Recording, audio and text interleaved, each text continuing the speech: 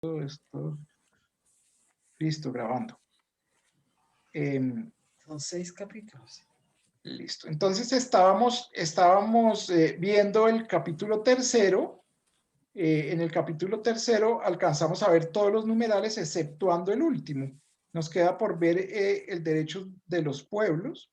Si quieren, váyanse posicionando en el numeral 124, el 127.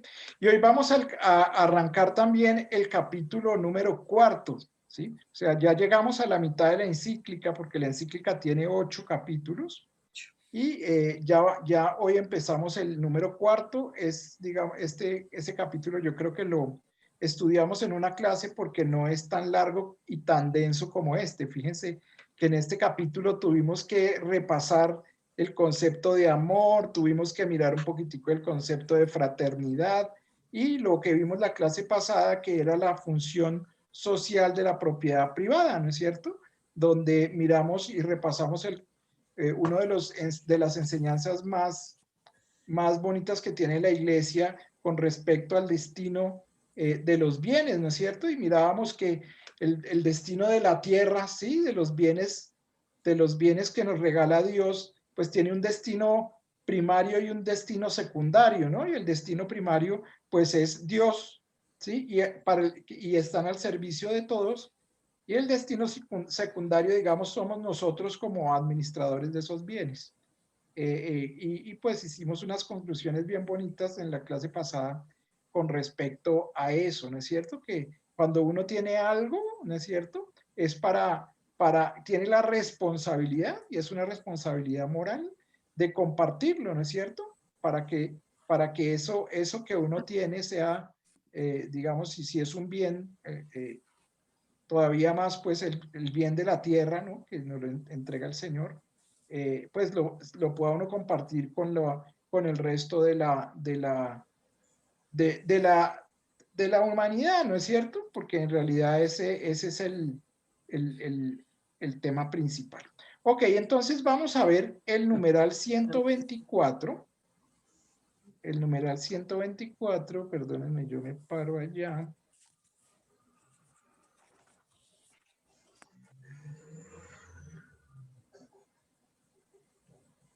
Listo. ¿Qué tiene que ver con los derechos de los pueblos? Entonces vamos a mirar, digamos que esto es como la conclusión de este capítulo. Entonces es bien bonito porque vamos a explorar pues la conclusión de este capítulo. Entonces dice en el número 24, el destino común de los bienes de la tierra, que era lo que yo les estaba hablando ahorita, ¿no es cierto? También se puede aplicar a los países. Entonces aquí, digamos, sacó el tema del ámbito personal, ¿no es cierto? Y lo lleva a un ámbito político y a un ámbito político global, ¿no es cierto? El tema de los países. Dice, cada país es asimismo del extranjero, ¿sí? Los bienes de un territorio no deben ser negados a una persona necesitada que provenga de otro lugar. Hay derechos fundamentales que preceden a cualquier sociedad porque manan de la dignidad otorgada a cada persona en cuanto creada por Dios. Y aquí el Papa Francisco nos recuerda que, digamos, de alguna manera, la parcela que tenemos acá no se llama país, ¿no es cierto? Ni se llama ciudad, sino la parcela se llama mundo, ¿sí? Entendiendo por mundo, pues el planeta Tierra. Pero hoy en día, digamos que, digamos con la dimensión de lo que es Jesucristo, esa dimensión ahora no es, la parcela ya no es el país de nosotros, ¿sí? Ya no es el mundo, ya no es el mundo como el planeta Tierra, sino es el cosmos, ¿no es cierto? ¿Alguien quería preguntar por ahí algo? Listo. Entonces también es el cosmos, ¿sí? Entonces digamos, llamados, o digamos que los bienes que hay en el cosmos hoy en día que estamos colonizando, estamos a puertas de colonizar la Luna, ¿sí? Y a puertas de colonizar Marte, pues tenemos que pensar que bienes del universo, ¿no es cierto?, del cosmos, también son un regalo de Dios para toda la humanidad y que de ninguna manera nadie se los puede apropiar, ¿sí? En sentido absoluto, ¿no? Sino que si alguien los necesita, si cualquiera de nosotros necesitamos algún bien que está en Marte, por decirlo así, de alguna manera moralmente tenemos derecho a él, si lo podemos acceder, ¿no es cierto? Ese es como el tema. Y entonces el Papa Francisco, aquí yo estoy llevando el ejemplo más lejitos, ¿no es cierto? Es que si yo necesito algo que no está en mi país, digámoslo así, ¿no es cierto? Si no está en cualquier otro país, pues tengo derecho a disponer de él, ¿no es cierto? Dentro de las normas éticas y legales de cada uno de los países, ¿no? No quiere decir que si hay oro en África yo pueda ir allá y explotarlo y acabarlo como quiera. Pero si yo necesito el oro de alguna manera y el administrador de ese oro me lo quiere compartir, pues es moral que yo pueda disponer de ese oro, digamos. Ese es como el tema.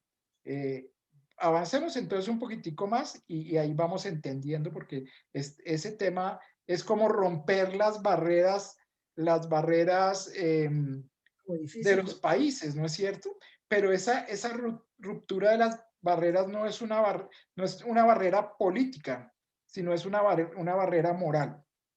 Ahora vamos a mirar eso. Entonces, en el numeral 125 dice, otra manera de entender las relaciones y el intercambio entre países es, si todo ser humano es mi hermano o mi hermana, y si en realidad el mundo es de todos, no importa si alguien ha nacido aquí o si vive fuera de los límites del propio país.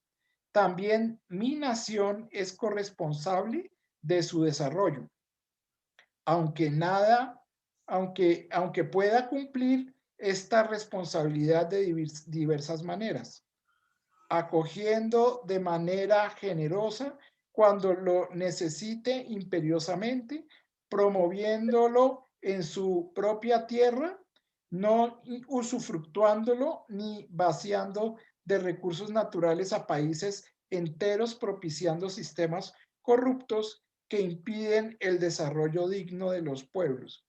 Y bueno, y aquí digamos que un poco el Papa pues nos abre esa dimensión que yo les decía, nosotros podemos ir a explotar otro pueblo, otro país de una manera moral, ¿no es cierto?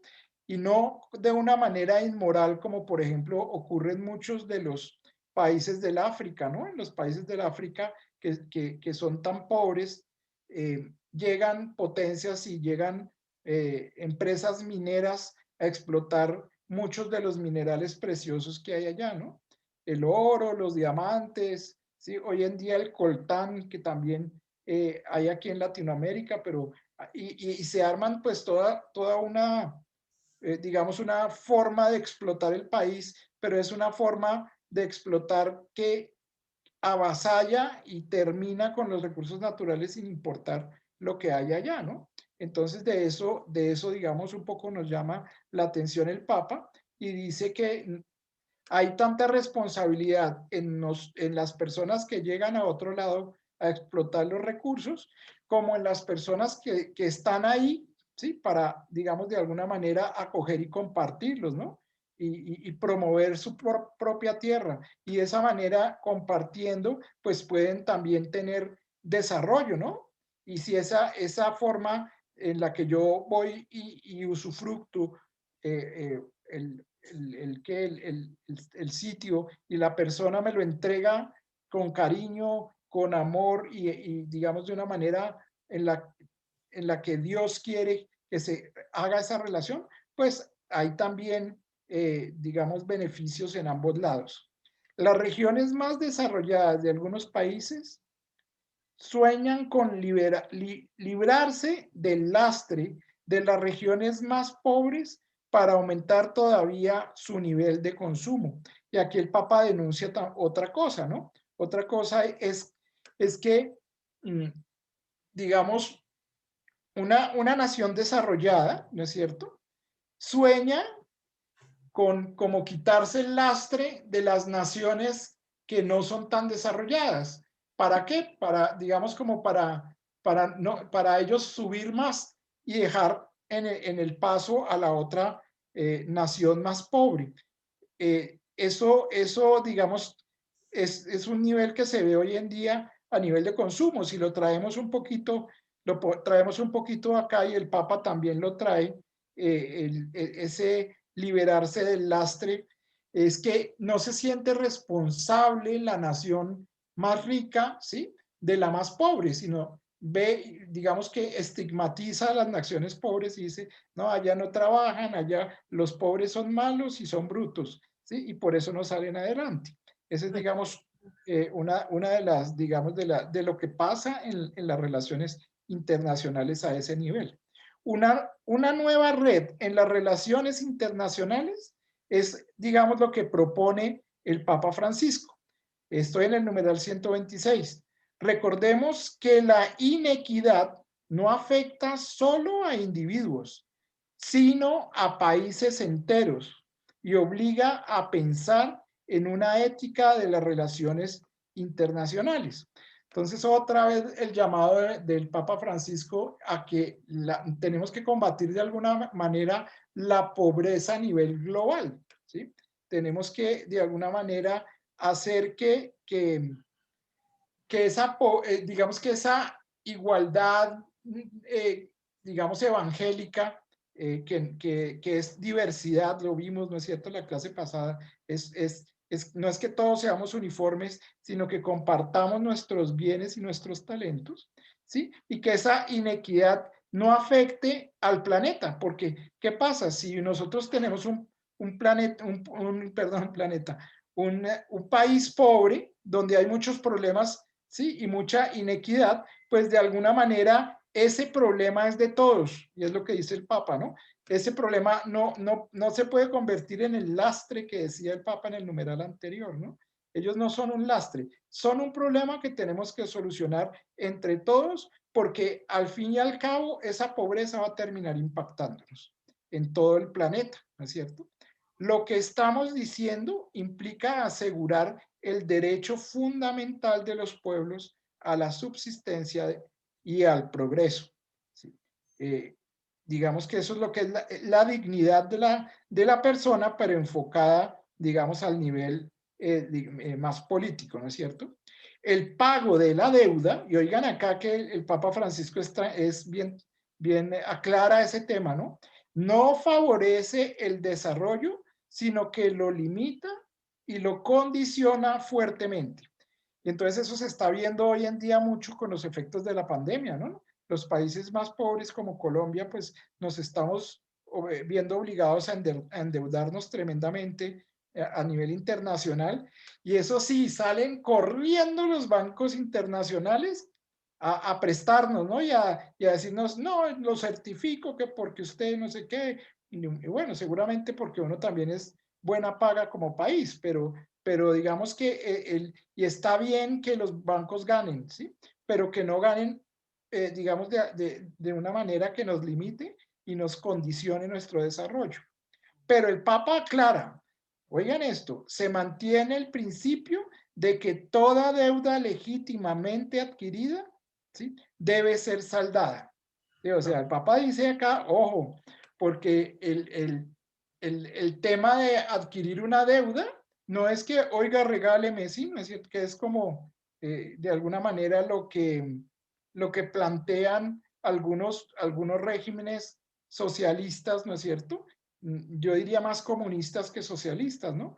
Sí. Ah, usted me debe tanto, ¿qué? Perdón, yo le debo tanto, señor Banco Mundial, entonces, perdóneme la deuda y yo ya le empiezo a pagar, ¿no? Digamos que de alguna manera tiene que haber también un equilibrio con respecto a ese tipo de cosas.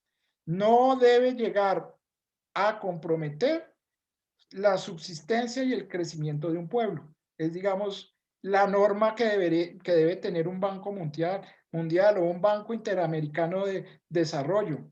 Es como hoy pasa y a mí me ha pasado, yo no sé si a ustedes les ha pasado, digamos, uno va y mira y en el éxito le dan una tarjeta de crédito a una persona que gana el mínimo por el doble y 3 veces el mínimo, ¿no es cierto? ¿Eso qué es? Pues simplemente limitarlo, porque ya se sabe que él inmediatamente se va a endeudar y no va a tener sueldo con que pagar la tarjeta, el capital y mucho menos los intereses de una tarjeta de crédito. Entonces ahí hay, digamos, un obrar que de alguna manera moral, ¿sí? No está bien, porque dice, no, tan chévere que me prestan 3 y 4 veces lo que yo me gano mensual, pero ese que presta, digamos, lo está haciendo con una intención que no es sana, ¿no es cierto? Y pues eso pues también tiene implicaciones financieras y cosas de esas, pero algo parecido, digamos, como ejemplo. Entonces, concluyendo, este numeral 127 lo voy a leer todito porque es muy bonito la conclusión que da. Dice, sin duda, sin dudas, se trata de otra lógica. Si no se intenta entrar en esa lógica, mis palabras sonarán a fantasía. Pero si se acepta el gran principio de los derechos que brotan del solo hecho de poseer la inalienable dignidad humana, es posible aceptar el desafío de soñar y pensar en otra humanidad. Es posible anhelar un planeta que asegure tierra, techo y trabajo para todos. Este es el verdadero camino de la paz y no la estrategia carente de sentido y corta de miras de sembrar temor y desconfianza ante amenazas externas, porque la paz real y duradera solo es posible desde una ética global de solidaridad y cooperación al servicio de un futuro plasmado por la interdependencia y la corresponsabilidad entre toda la familia humana. Miren pues que es el Papa pues casi que hace un resumen de lo que es este numeral. Yo los voy a invitar ahorita a que veamos una entrevista que le hizo Yamid Amat a uno de los industriales más importantes de la costa, en una empresa, digamos, de las más grandes que hay en Barranquilla, acerca de qué pensaba digamos, de todo este tema. Y al final, digamos, este video dura 9 minutos, ¿sí? Entonces vamos a verlo con buena atención y al final vamos a discutir un poco como las conclusiones de este video a la luz de todo lo que hemos visto. ¿Listo? Entonces voy a ponerles el video, perdónenme un segundito. Yo aquí lo abro.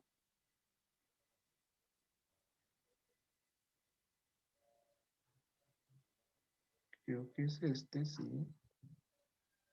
Aquí lo estoy abriendo.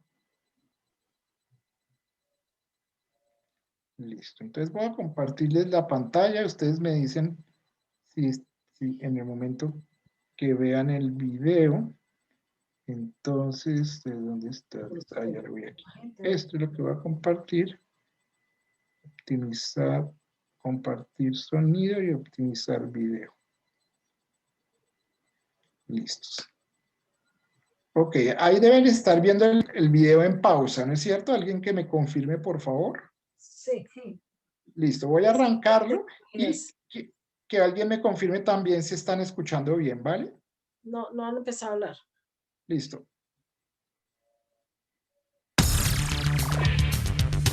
¿Me escucha? Muy buenas noches. Christian Daes es uno de los principales industriales del país. Es el presidente de Tecnoglass y es uno de los principales productores de vidrio de Colombia. Ah, yo vi. ¿Sabes qué dijo? Que no, que le parecía que el salario mínimo no era bueno, estaba cortico. Se le fue el volumen. No se escucha. Ya lo paré, es que lo paré porque alguien estaba por ahí hablando por teléfono. ¿Me escuchan? Sí, sí. A mí sí me escuchan, ¿no es cierto? Sí, Ernestito, te escuchamos. Listo. Ahí va el video otra vez. Que no sé qué pasó, se interrumpió. Voy a Como que se volverlo a compartir. congeló. Sí, se congeló. Voy a volverlo a compartir, ¿vale?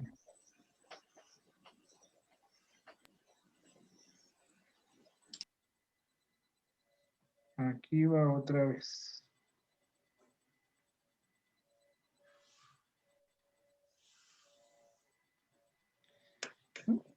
Se me congeló el video.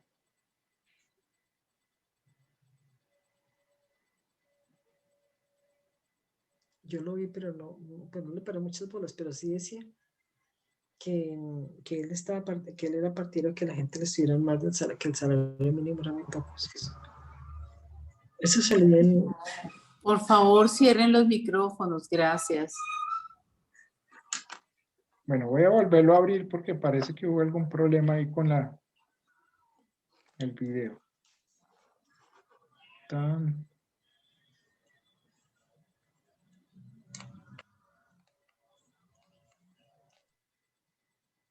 chévere que había comenzado, ¿no?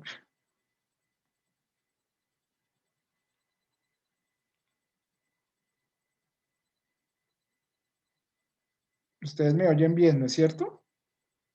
Listo. Sí, Andresito, te oímos bien.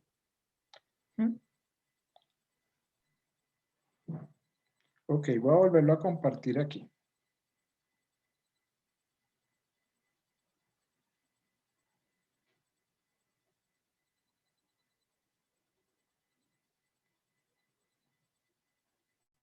Ahí está en pausa, voy a quitar la pausa.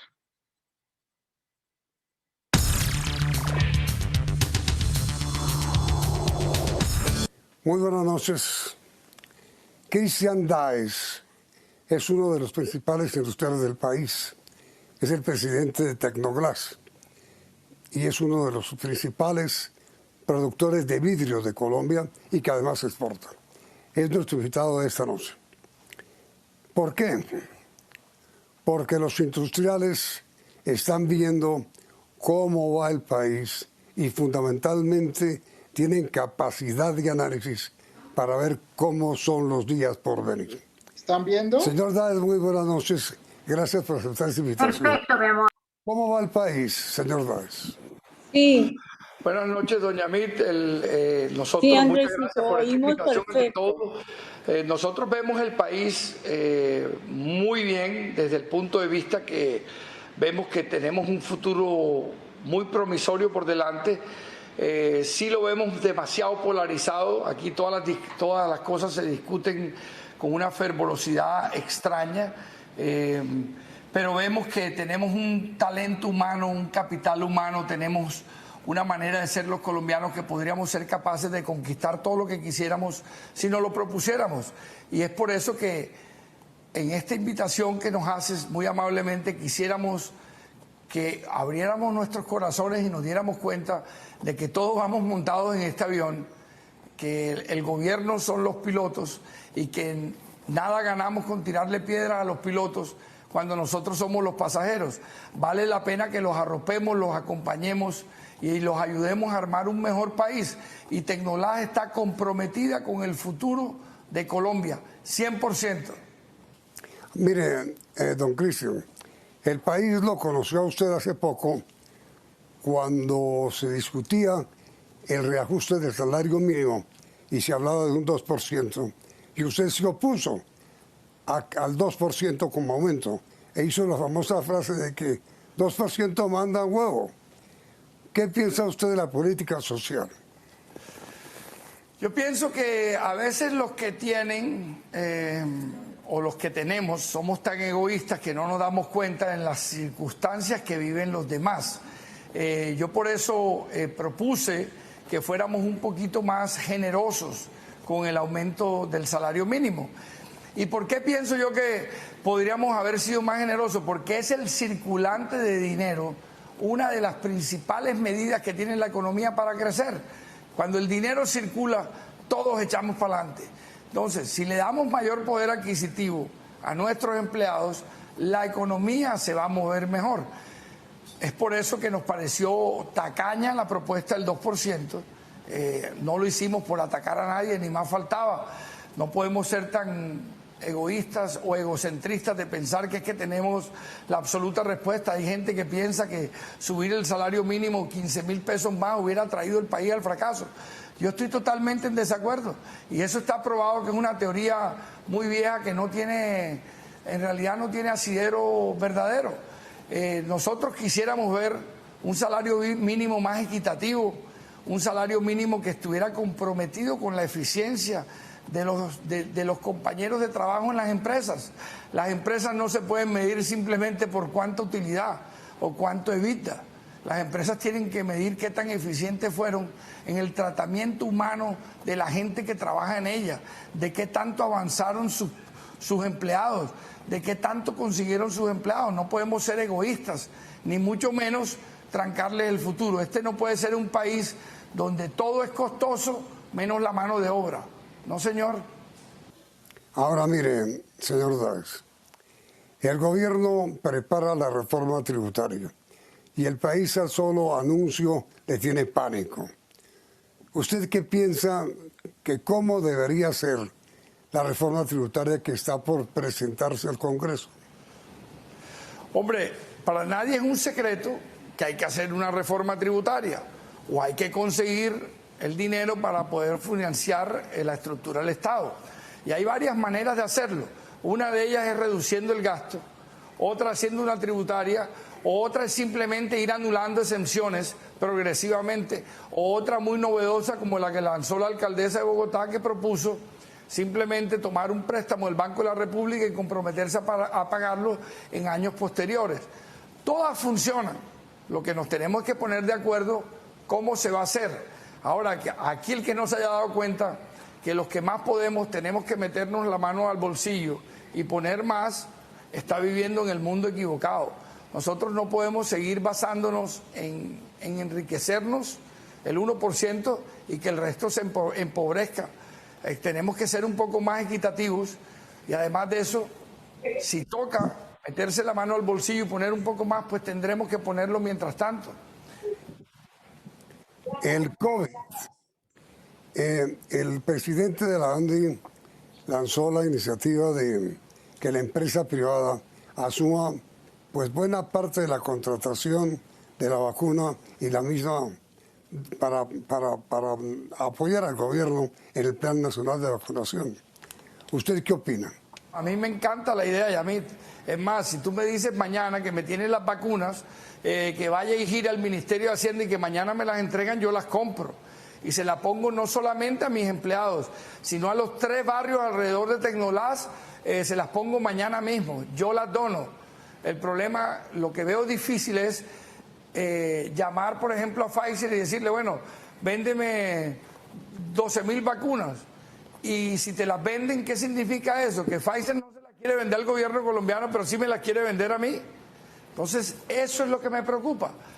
Me preocuparía que nos estuvieran boicoteando, pero poner las vacunas, pero ¿quién puede no estar de acuerdo con eso? Yo estoy súper de acuerdo. Es más, si el director de la ANDI, el doctor Bruce, me consigue las vacunas, pues yo las compro. Si hay que repagarlas, se repagan. Pero nosotros queremos vacunar a todos nuestros empleados y lo estamos cuidando. Pero yo creo que el gobierno tiene que jugar un papel primordial aquí porque ojalá esto no se convierta en una, sálvese quien pueda, una situación de ese tipo, sino que vayamos vacunando en orden de importancia de los más viejos a los más jóvenes hasta que todo el personal que tiene más riesgo ya esté vacunado. Entonces, pregunta final. ¿Está usted satisfecho con las perspectivas que muestra hoy la nación? Yo estoy más que satisfecho. Yo veo el país bien, yo soy optimista, por eso seguimos invirtiendo. El jueves vamos a inaugurar una planta que es la más moderna de todo el mundo. Desde que se corta el vidrio hasta que se lamina. Todo computarizado de una forma que ninguna otra compañía lo tiene en el mundo. ¿Y por qué seguimos invirtiendo en el país? Porque nosotros le vemos mucho futuro, y especialmente a Barranquilla. ¿Qué es lo que tiene Barranquilla, señor Dáez? La luna que es una maravilla, la de Estercita Forero. Barranquilla lo tiene todo. Barranquilla es una ciudad alegre, Barranquilla es una ciudad próspera, Barranquilla es una ciudad que fue pionera de todo en Colombia. La aviación entró por aquí, la radio entró por acá, el ferrocarril, el avión, el correo aéreo, la primera empresa pública municipal. Lo hicimos todo, el fútbol. Nosotros tuvimos una época donde nos plantamos y nos paramos, pero nuevamente tenemos unos 20 años de que Barranquilla va surgiendo de una manera y va subiendo vertiginosamente. Y créame, Yamit, lo que está pasando en Barranquilla se respira en el ambiente. No hay un visitante que venga de afuera que no me diga qué tiene esta ciudad que enamora de la manera como enamora. Pues yo que también tengo nexos con Barranquilla, concuerdo con usted en la definición que ha hecho de la gran ciudad costeña. Muchas gracias, señor Dáez, por habernos dado estos minutos. Muchas gracias, doña Mit. Y mucha suerte. Muchas gracias, doña Mit. Hasta pronto, don Cristian Dáez, uno de los grandes empresarios de la nación. Y a ustedes, televidentes, muy amables por su sintonía. Y los invitamos a continuar aquí, en Noticentro 1.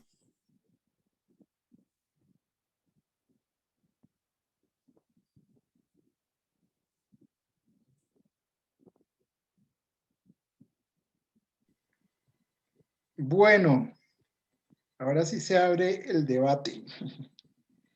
Miren, ustedes dirán, Andrés, sí, qué cosita, estamos en clase de Fratelli Tutti, aquí rezando y toda esa cosa, y nos pone a hablar de política, y nos pone videos ahí de noticieros y esa cosa. Mira, pues, ojalá, yo pienso que ojalá que todos los empresarios del país fueran así. Que todos los empresarios del país pensaran de la misma forma, que todos los empresarios del país quisieran donar el 50% de sus utilidades para sacar a la gente que menos tiene adelante. Sí, este es un ejemplo, o sea, Tecnoclase es un ejemplo, porque realmente, y también Arturo Calles, otra compañía muy buena que piensa así en sus empleados y en la gente que tiene menos recursos. Pero si todos los empresarios, los grandes empresarios, sobre todo los bancarios, o sea, la gente que maneja los bancos, el Grupo Santo Domingo, Sarmiento Angulo, que pensaran de esta forma, o sea, el país saldría adelante sin necesidad de préstamos. Pero la gente es demasiado egoísta y quiere ganarse el 100% a costa de todo el mundo. Gracias, María Claudia. ¿Quién más quería hablar? Por ahí creo que Irma quería hablar también. No, tranquilo, ahora no.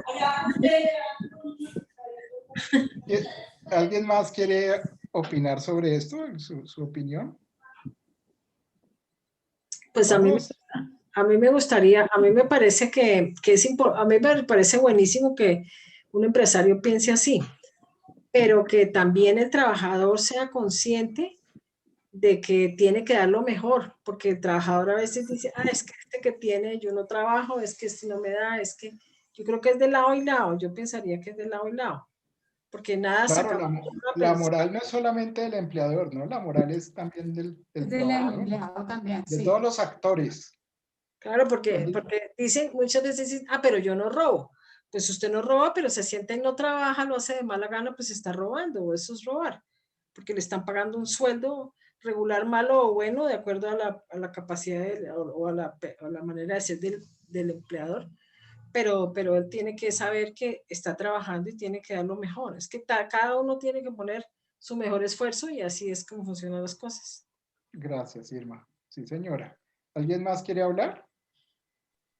Pero es bellísima la explicación que el señor da con relación a sus empleados, porque una de las cosas que yo veo es sí, muchas veces el empleado no hace su trabajo correctamente, pero es que cuando tienen un buen empleador, el sentido de pertenencia es inmenso y eso hace que la gente trabaje mejor dicho, al 100%. ¿Por qué? Porque desafortunadamente, y eso lo vemos nosotros, cuando yo estoy en una empresa que me pagan muy bien, muchos empleados dicen, yo de aquí no me puedo ir porque esta es la mejor empresa.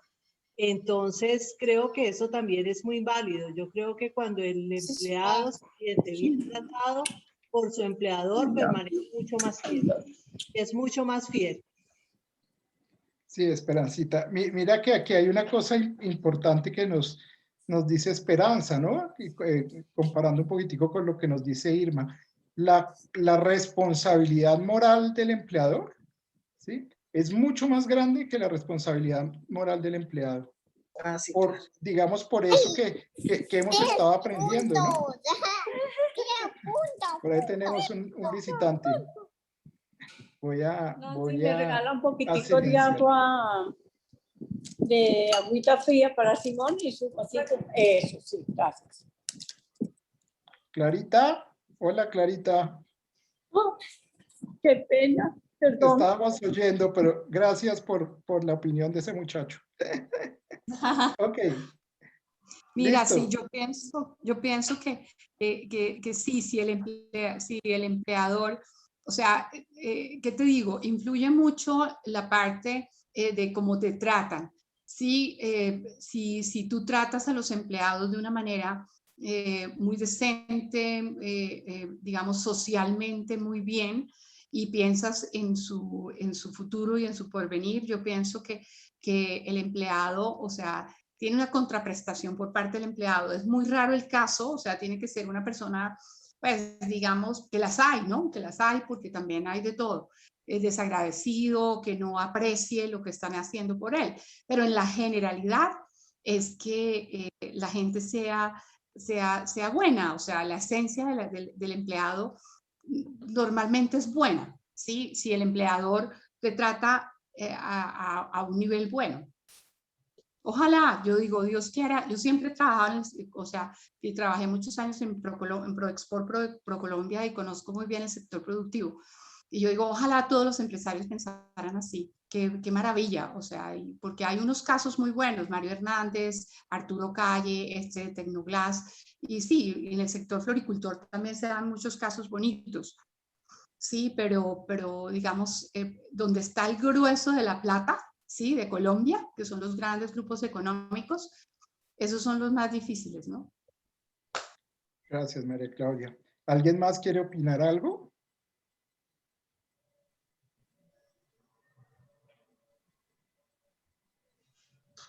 Bueno, yo voy a tratar de resumir lo que todos han dicho.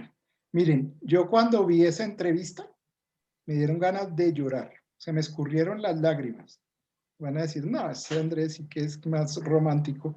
Pero verdad, miren, se me escurrieron las lágrimas porque ahí, ¿sí? Está la presencia de Dios y del Espíritu Santo en este mundo. Y ese señor con su empresa y con todo lo que dijo, es la esperanza de todos nosotros, ¿sí?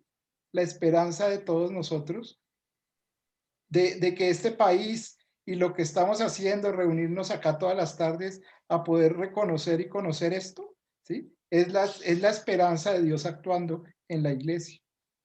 Yo no sé si ese señor será católico, será musulmán, creo que creo que ni siquiera es religioso, pero fíjense que Dios actúa en todo y en todos, ¿sí?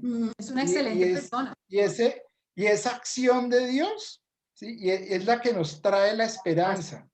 Y miren, yo los invito, no solamente porque usted, digamos, a que seamos cada uno un empresario como ese, y que tomemos el ejemplo de ese señor, porque es que cada uno somos empresarios en nuestro pedacito, ¿no? ¿Sí? No, cada uno de alguna manera tiene que pagarle el sueldo a la empleada, mínimo a la empleada del servicio, o a cualquier servicio que uno contrate. Entonces, si nosotros nos metemos en la cabeza, ¿sí? Le creemos al Papa Francisco todo lo que estamos estudiando. Perdón, me voy a despedir acá de mi hijo que se va. La bendición. Chao. Chao. Hasta luego.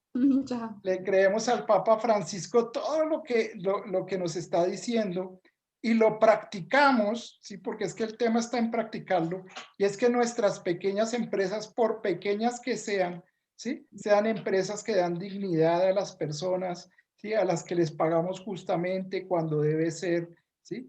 Y bueno, todos tenemos seamos responsables y morales con ese acto de ser empleados, ¿sí? De ser empleadores y ser empleados, ¿no?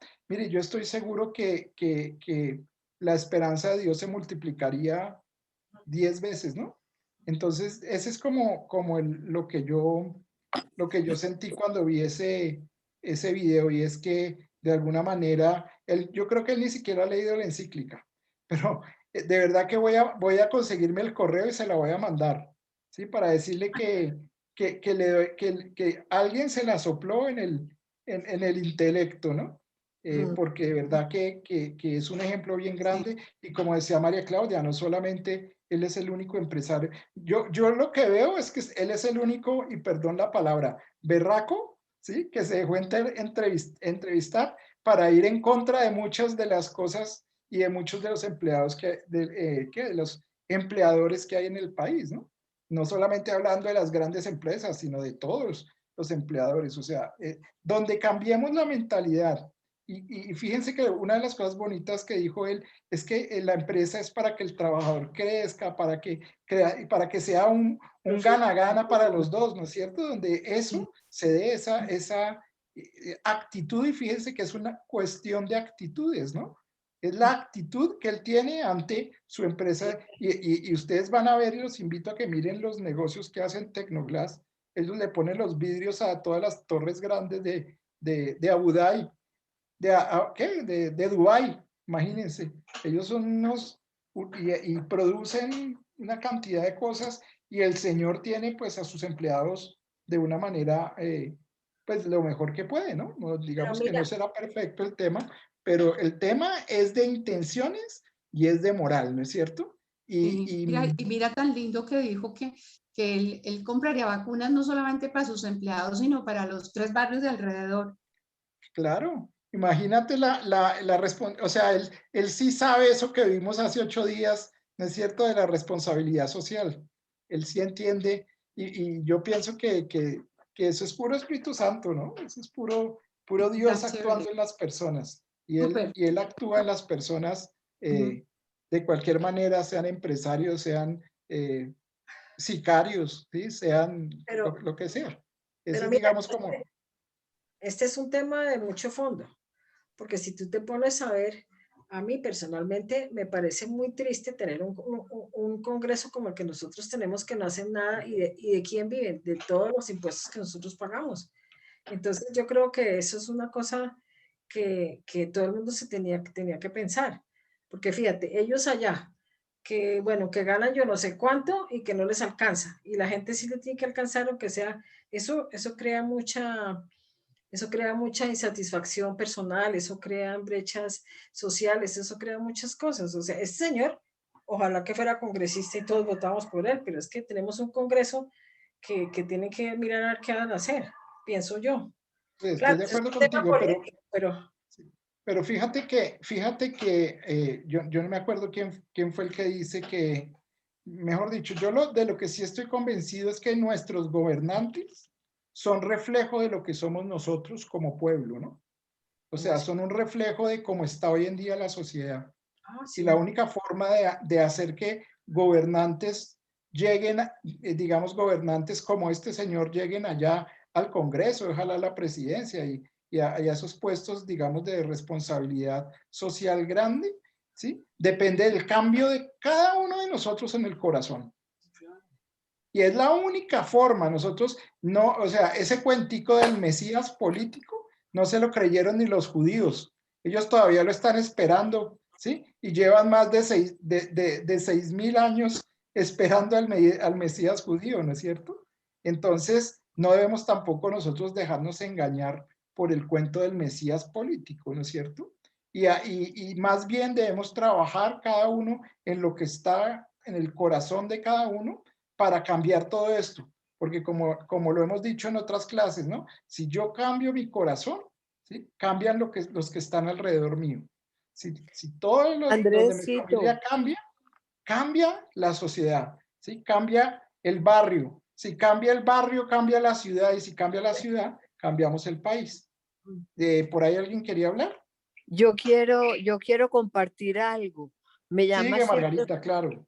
me llama siempre mucho la atención cuando están hablando lo del salario mínimo y luego cuando ya lo ponen y uno sí piensa los menos pudientes, con eso no les va a alcanzar para mucho, pero es que yo no entiendo por qué, pues como que nadie se le ha ocurrido pensar que es que el salario mínimo no debe ser para los que ganan 35 millones, sino que eso debe tener un tope. O sea, eso debe tener un tope hasta cierto punto y los demás de 20 millones para arriba no deberían subirse. Y así se les podría subir más a clase media y clase menos pudiente, que son los que van a comprar y, como decía el señor, hacen girar la rueda de la economía. Porque los que ganan 35 no van a gastar más de lo que ya tienen. He dicho. Gracias, Margarita. Sí, hay mil soluciones para ese tema, ¿no?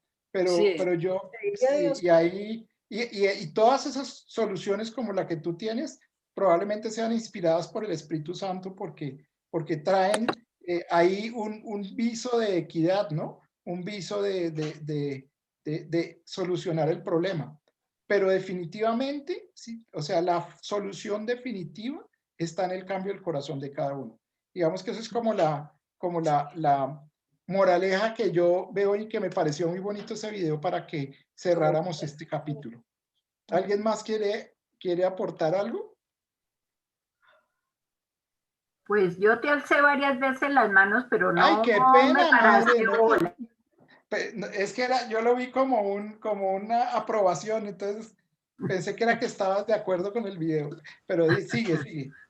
No, simplemente que realmente ese señor es la excepción a la regla. Realmente ya quisiéramos tener muchos como él, pensaran muchos como él y las cosas cambiarían radicalmente. Y como dice Andrés, él por su lado y yo por mi lado que lo vimos, yo pasé hasta el cuarto de él y le dije, es increíble que esas cosas estén sucediendo. Qué bonito que existan personas como él.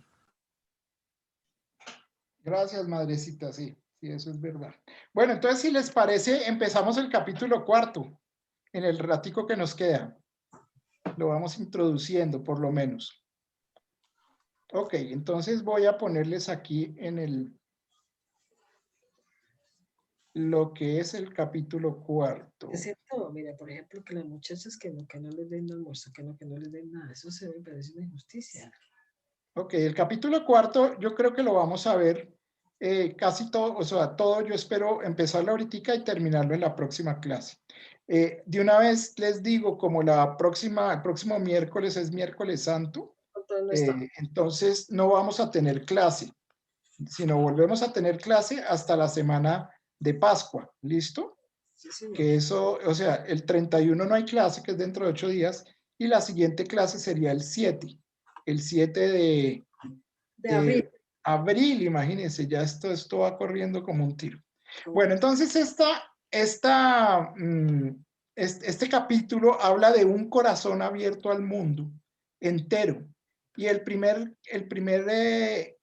numeral dice el límite de las fronteras. Entonces, aquí el Papa va un poquitico a aterrizar más con lo que terminó el numeral anterior. Y dice, la afirmación de que todos los seres humanos somos hermanos y hermanas, ¿sí?, nos plantea una serie de retos que nos descolocan. O sea, esta cosa no es fácil. Esto que estamos viviendo no nos va a caer del cielo así, nos va a llover el maná, sino que de una vez nos descolocan, nos sacan del momento. Yo no sé si a ustedes les ha pasado con muchas de las cosas de la encíclica, es que de una vez como que a uno inquieto, como que se sale uno de su zona de confort. Y dice en el numeral 129, el prójimo, ¿sí?, cuando el prójimo es una persona migrante, y aquí va a hablar un poquitico de un problema que estamos teniendo y un polvorín que se está creando aquí en el país con las migraciones venezolanas, dice, el prójimo migrante tiene, digamos, un desafío complejo, ¿sí? Digamos, lo ideal dice el Papa, es evitar las migraciones innecesarias, ¿sí? Y el camino para eso es crear en los países, digamos, de origen, de donde salen los migrantes, la posibilidad de vivir y de crecer con dignidad. ¿Ustedes por qué creen que los venezolanos se salen de ahí? Porque perdieron la esperanza. Yo creo que lo primero que ellos perdieron antes que tengan hambre, ¿sí? Es la esperanza. Sí. Y después les dio hambre, bueno, perdieron la esperanza por hambre también, ¿no es cierto? Pero ellos salieron de allá porque perdieron la esperanza.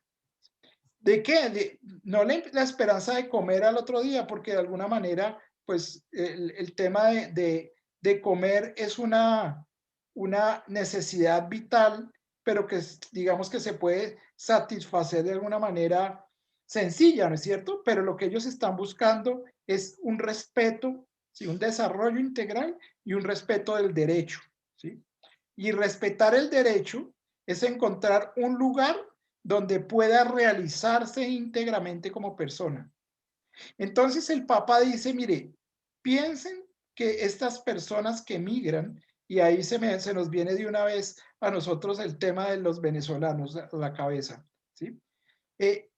Migraron por eso, por una falta de esperanza y porque allá de alguna manera, además de estar aguantando hambre, no tienen forma de desarrollarse o realizarse como personas. Y él que dice, él dice, mire, nosotros lo que tenemos que hacer son 4 cosas. Y es bien bello.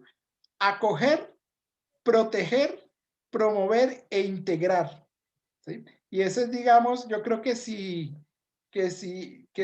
le pararon un poquito más de bolas a esta encíclica, podrían hacer un mejor tratamiento de lo que son los migrantes.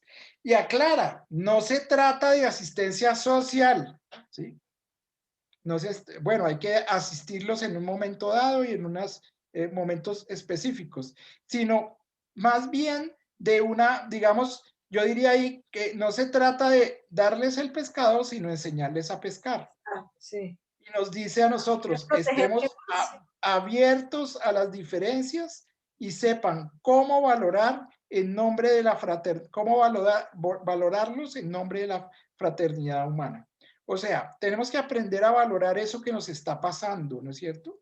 En el numeral 130 dice que hay programas de patrocinio privado y comunitario, ¿no es cierto? Que pueden ayudarle a las personas, digamos, a promoverse, ¿no? Y nosotros debemos que promover esas cuatro cosas.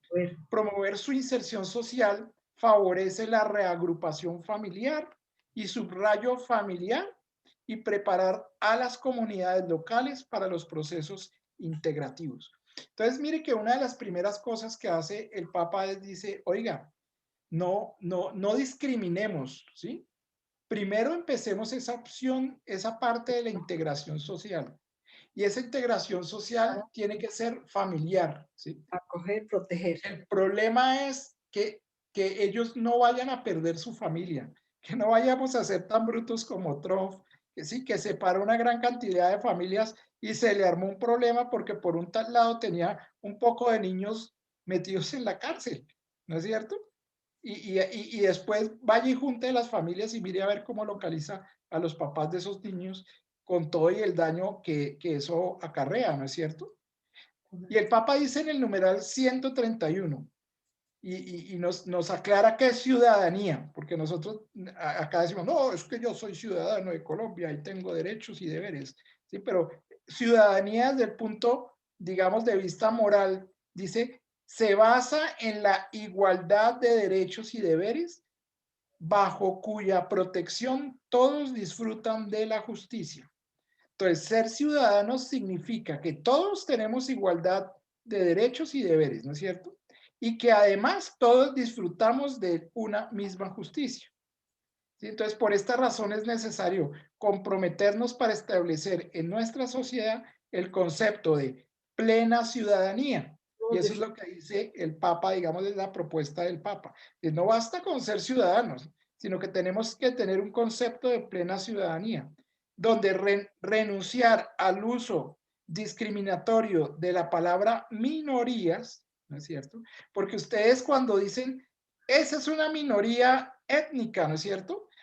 en ese momento ya está creando un sentimiento aislado de inferioridad en las personas que calificó como minorías. Entonces, hoy en día califican como minorías a todo, ¿no es cierto? Hoy en día califican como minorías a las minorías étnicas, califican como minorías a los que tienen problemas de identidad de género, califican como minorías. Y desde ese momento lo que están creando es un problema de discordia y hostilidad, ¿sí? Es un problema que desde ese momento, desde la calificación, ya estamos yendo en contra de la solución, ¿no es cierto?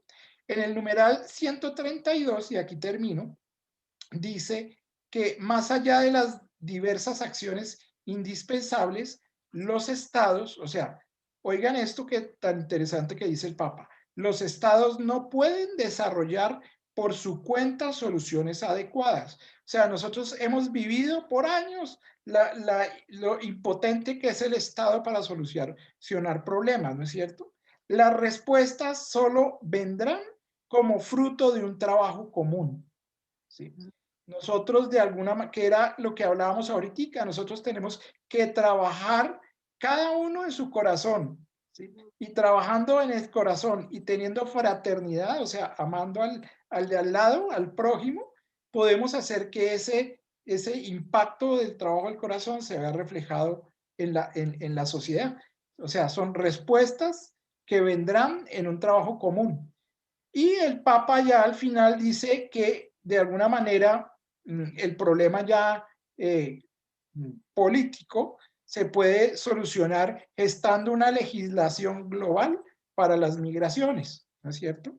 De alguna manera él dice, oiga, pongámonos de acuerdo todos, todo el mundo, porque es que hay migraciones en todo el mundo, no solamente de Venezuela hacia Colombia y el resto de Latinoamérica, sino las migraciones en todo el mundo son terribles.